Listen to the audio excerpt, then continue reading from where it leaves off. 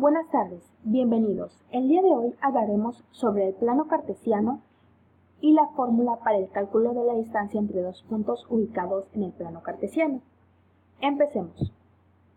El plano cartesiano es un sistema de referencias que se encuentra formado por dos rectas numéricas, una horizontal y la otra vertical, que se cortan en un punto determinado. A la recta horizontal se le va a llamar recta de las abscisas o eje de las X, y a la vertical eje de las ordenadas o eje de las Y, y al punto determinado se le llamará origen. La principal función o finalidad de este plano será el describir la posición de puntos los cuales se encontrarán representados por sus coordenadas o pares ordenados. Las coordenadas se formarán asociando el valor del eje de la X y otro valor del eje de la Y. Para localizar los puntos en el plano cartesiano se deberá localizar las abscisas, es decir, el valor de las X, en donde se contarán las unidades correspondientes a la dirección en dirección derecha si son positivas o en dirección izquierda si son negativas, partiendo desde el punto de origen que va a ser 0. Y luego, desde donde se localizó el valor de X, se procederá a localizar las coordenadas del valor de Y, y contar las unidades correspondientes hacia arriba en caso de que sean positivas y hacia abajo en caso de que sean negativas. En este plano ya nos trae definido el eje de las X, tanto el eje de las Y, tanto los números positivos como los números negativos de la X y los números positivos y los números negativos del eje de la Y. De esta manera podemos localizar cualquier punto dado de cualquier coordenada.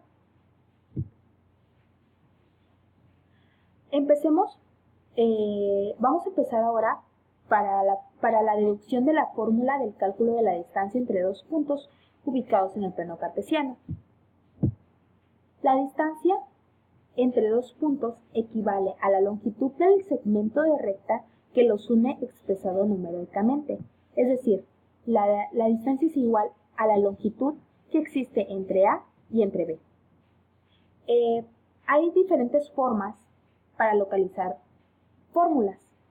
La primera forma para localizar la primera fórmula es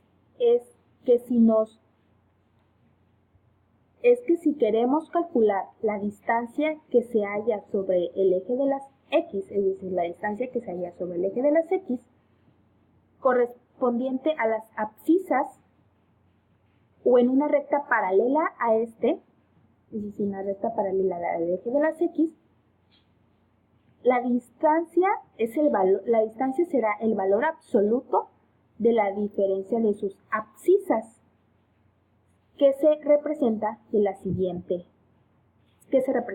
siguiente fórmula: x2 menos x1. Esta fórmula solamente nos va a servir para la diferencia de las abscisas. Esta fórmula es la diferencia de las abscisas, es decir, solamente nos va a servir para las coordenadas de las X que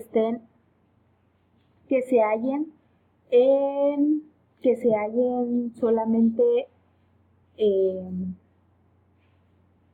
en el eje de las X, es decir, los valores que se hallen solamente en el eje de las X, La segunda forma para deducir la segunda fórmula es que si queremos calcular la distancia que existe entre dos puntos que se hallan sobre el eje de las Y, correspondiente al eje de las ordenadas, o en una recta paralela a dicho eje, la distancia será el valor absoluto de la diferencia de sus ordenadas. Es decir, si una recta, se representará de la siguiente fórmula, con la siguiente fórmula, y1 menos y2. Esta fórmula solamente nos va a servir cuando tengamos dos puntos colocados solamente en el eje de las ordenadas. Para eso solamente nos va a servir esta fórmula, perdón. Con estas dos fórmulas podemos calcular la distancia que hay entre dos puntos en el plano cartesiano. Aquí queremos calcular la distancia que existe entre A y entre B, poniendo el valor de A x1, y1 y el valor de B x2, y2. Aquí se van a trazar rectas paralelas. Al trazarlas, rectas paralelas del eje de las X y del eje de las Y, nos va a formar un triángulo rectángulo.